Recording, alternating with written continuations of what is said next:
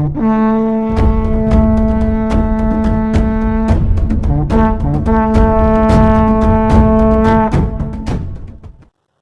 नमस्कार। ईश्वर अनुसंधान केंद्र की प्रस्तुति यूट्यूब चैनल सनातन सत्यम में आपका स्वागत है। दोस्तों, पिछले 2 एपिसोडों में हमने जानने की कोशिश की कि ईश्वर और भगवान संबोधनों के बीच अंतर क्या है। हमने ये जाना कि ये दोनों शब्द पर्यायवाची नहीं हैं। साथ ही हमने ये भी जाना कि भगवान शब्द का सनातन परंपरा में एक पूरा वैज्ञानिक आधार मौजूद है। अब सवाल यह है कि ब्रह्मा विष्णु महेश जनरेटर, ऑपरेटर और डिस्ट्रॉयर यानी कि जीओडी गॉड हैं और इन्हीं का वैज्ञानिक नाम इलेक्ट्रॉन, प्रोटॉन और न्यूट्रॉन है, तो फिर सनातन परंपरा में 33 कोटि देवी देवताओं का क्या अर्थ है। सवाल यह भी है कि अगर सारा कुछ अणुओं और परमाणुओं का ही खेल है तो फिर हमारे देवस्थानम, मंदिरों और इबादत गाहों की क्या भूमिका है। तो आइए आज इन्हीं सवालों के समाधान की कोशिश करते हैं। दोस्तों, सनातन परंपरा में 33 कोटि या 33 प्रकार के देवी देवताओं के बारे में जो जिक्र आता है, इसके बारे में जानकारी प्राप्त कर लेना कोई कठिन काम नहीं है। बस इतना समझ लीजिए कि देवी या देवता उनको कहते हैं जो हमें कुछ देते हैं, चाहे वो रोशनी देने वाला सूर्य हो, ऑक्सीजन देने वाला वायु हो, इसमें जन्म देने वाली माँ से लेकर ज्ञान देने वाले गुरु भी शामिल हैं। 12 आदित्य, 11 रुद्र, 8 वसु और 2 अश्वनी कुमारों के बारे में तो हम सभी जानते हैं, लेकिन यहाँ हम इतना ज़रूर जान लेते हैं कि इन्हीं देवताओं की पूजा करने की परंपरा ने ही लेन देन की परंपरा को भी जन्म दिया है।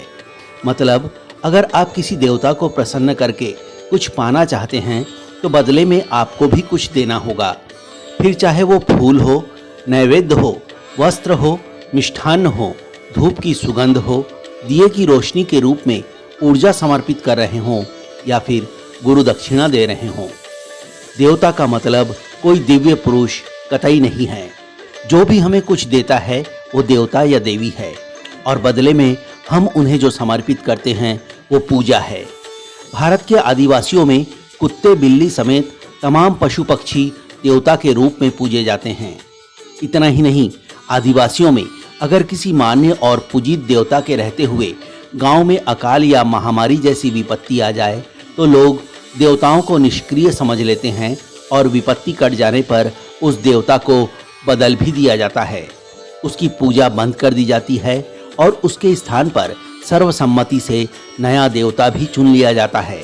ठीक वैसे ही जैसा गोकुल में श्री कृष्ण ने इंद्र देवता की पूजा बंद करा दी थी। लेकिन दोस्तों, ईश्वर की कृपा प्राप्त करने के लिए बदले में उन्हें कुछ भी देने की आवश्यकता नहीं होती। इसके लिए हमें सबसे पहले स्वयं के पास आना होता है, खुद को जानने की कोशिश करनी होती है, प्रकृति के पास जाना होता है, प्रकृति को समझने की कोशिश करनी होती है। वेद जैसे ग्रंथों में इसी का जिक्र है। विद्वानों के मुताबिक वेदों में पशुओं का पालन करने वाली वनस्पति को ही पशुपति कहा गया है। वनस्पति की रक्षा, उसकी गहन जानकारी रखना ही पशुपति की पूजा करना। वनस्पतियों से न केवल पशुओं का पालन होता है बल्कि मनुष्य के रोग मुक्ति की तमाम औषधियाँ भी वनस्पतियों से ही प्राप्त होती हैं। वनस्पतियों को पनपने के लिए पानी अर्थात जल की आवश्यकता होती है। साथ ही सोम अर्थात चंद्र की किरणें और उसकी अलग अलग कलाएं वनस्पतियों पर अपना असर डालती हैं, जिससे वनस्पतियों में औषधीय गुणों की वृद्धि होती है। इसीलिए वेदों में सोम और जल शब्द अलग अलग नामों के साथ कई बार उपस्थित होते हैं और उनका आह्वान भी किया जाता है। वनस्पतियों की इसी महत्ता के कारण इसे पशुपति नाम दिया गया है, अर्थात पशुओं को पालने वाला, और इसके रक्षक के रूप में पशुपतिनाथ के आह्वान की व्यवस्था की गई है। शुरुआती दौर में इसके लिए यज्ञ अनुष्ठान किए जाते थे, लेकिन इन यज्ञ अनुष्ठानों में मंत्रों का सही उच्चारण करने वाले विशेष लोग ही शामिल हो सकते थे। आम लोगों और महिलाओं के लिए यज्ञ अनुष्ठानों में शामिल होना संभव नहीं हो पाता था। इसे सर्वसुलभ करने के लिए ही पूजा की व्यवस्था की गई। दोस्तों, दुनिया के तमाम धर्म ग्रंथों में जिक्र होने के साथ साथ इस तथ्य का वैज्ञानिक आधार भी मौजूद है कि पृथ्वी पर जीवन के रूप में सबसे पहले वनस्पति आई। इसके बाद दूसरा स्थान कीटों और पशुओं का है, जिसमें पानी में रहने वाले जीव भी शामिल हैं। इन सब के बाद मनुष्य का आगमन हुआ। विद्वानों के अनुसार वनस्पति से लेकर मनुष्य तक जीवन का सफर उल्टे सिर से सीधे सिर तक का सफर है। वनस्पति को उल्टे सिर का प्राणी माना गया है।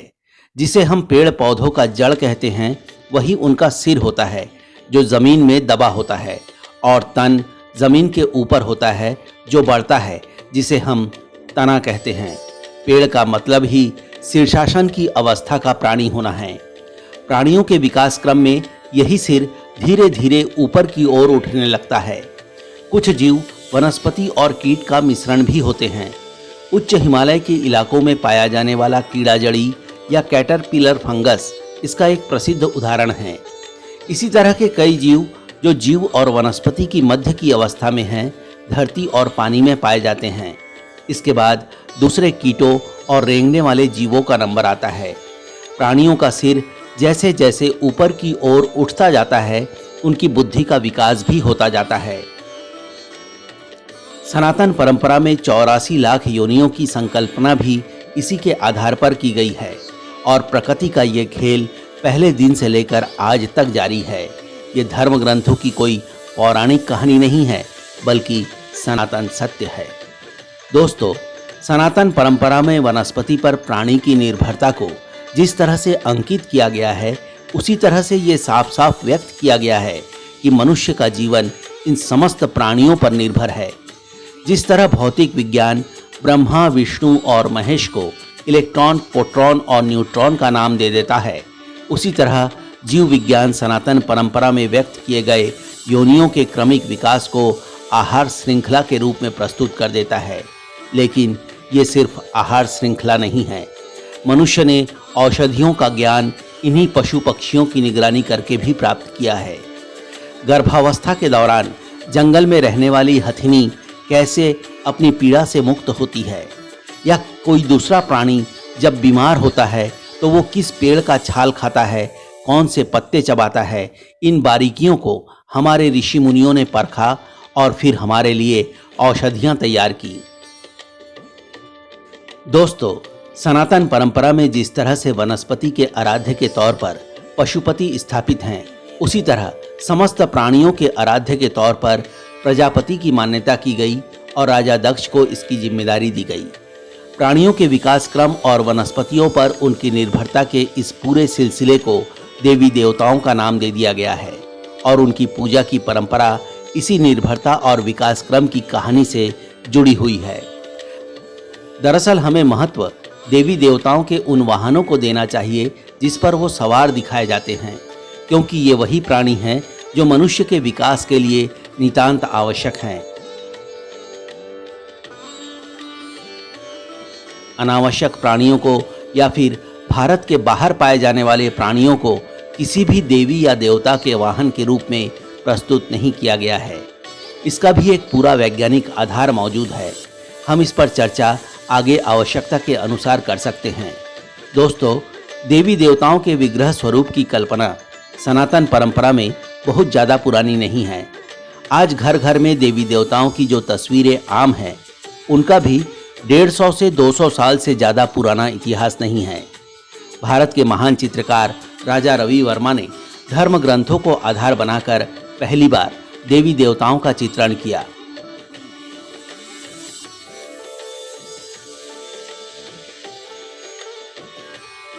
अन्यथा हमारी तमाम पूजा विधियां और तीज त्योहार भी पूरी तरह से वनस्पतियों, पशुओं और प्रकृति के बदलाव या मौसम बदलने पर निर्भर है। प्रकृति और प्राकृतिक परिवर्तन की विविधता ने ही हमारे देश में त्योहारों की विविधताओं को जन्म दिया है। आपको जानकर आश्चर्य होगा कि पूरे भारत में अलग अलग नामों से एक साथ मनाया जाने वाला हिंदुओं का एकमात्र त्योहार मकर संक्रांति है, जो सूर्य और पृथ्वी की परिस्थिति पर आधारित है। इसके अलावा बाकी सभी त्योहार या पर्व आंचलिक है, फिर चाहे वो होली हो या दिवाली।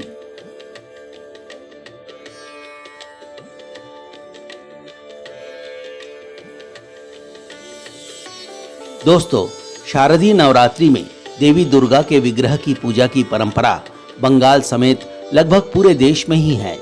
बंगालियों का ये प्रमुख उत्सव होने के कारण इसे वहां और भी ज्यादा धूमधाम से मनाया जाता है। लेकिन ये तथ्य बहुत कम लोगों को ही पता है कि शक्ति की आराधना के रूप में मनाया जाने वाला ये त्योहार असल में पूरी तरह से प्रकृति और समाज को ही समर्पित है। नवरात्रि के छठे दिन से आरंभ होने वाली इस षष्ठाधिकल्प पूजा में देवी दुर्गा को सबसे पहले बोधन मंत्र के द्वारा बेल वृक्ष के नीचे जागृत किया जाता है। सप्तमी के दिन नवपत्रिका स्थापित की जाती है। इस नवपत्रिका में 9 तरह के पौधों को स्थापित किया जाता है, जिसका एक श्लोक भी है।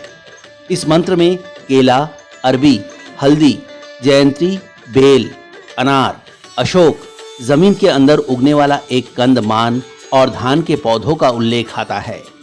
इन सभी पौधों को एकत्र करके उसे अपराजिता के बेल से लपेटा जाता है।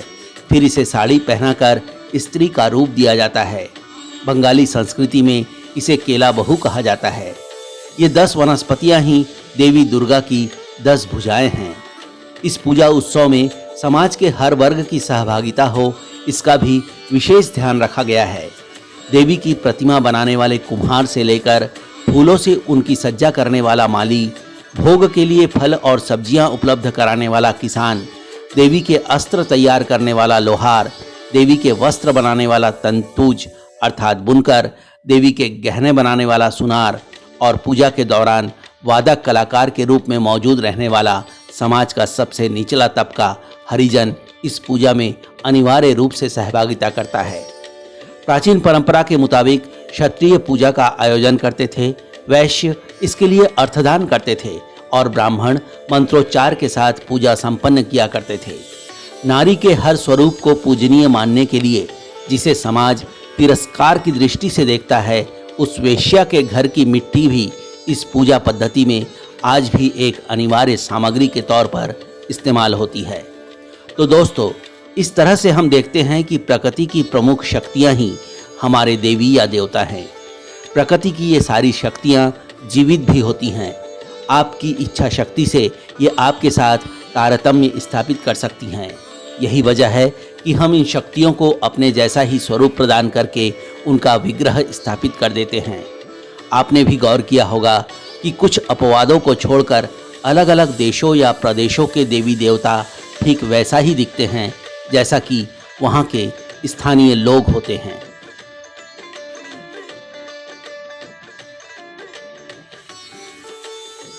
दोस्तों, हमें उम्मीद है कि अब तक हम ईश्वर, भगवान, देवता, पशुपति और प्रजापति संबोधनों के अर्थ और इनके वैज्ञानिक आधार को थोड़ा बहुत तो समझ चुके हैं। लेकिन क्या आप जानते हैं कि सनातन परंपरा में देवस्थानम या मंदिरों का अस्तित्व भले ही थोड़ी देर से सामने आया हो, लेकिन इनके इतने सारे वैज्ञानिक आधार मौजूद हैं कि सारी दुनिया उलझ कर रह गई है। यहाँ तक कि दुनिया के बड़े बड़े वैज्ञानिक भी भारतीय प्राचीन मंदिरों के रहस्यों और उसके पीछे छिपे वैज्ञानिक आधारों को उजागर करने की कोशिश में जुटे हुए हैं। आखिर क्या है ये रहस्य, क्या है ऐसी उलझने जिसने सारी दुनिया को उलझा कर रख दिया है, बताएंगे हम आपको। बने रहिए हमारे साथ, देखते रहिए और सब्सक्राइब कीजिए ईश्वर अनुसंधान केंद्र की प्रस्तुति यूट्यूब चैनल सनातन सत्यम को। और हाँ दोस्तों, अपने मित्रों और अपने परिचितों को इसे फॉरवर्ड करना भी नहीं भूलिएगा। नमस्कार दोस्तों।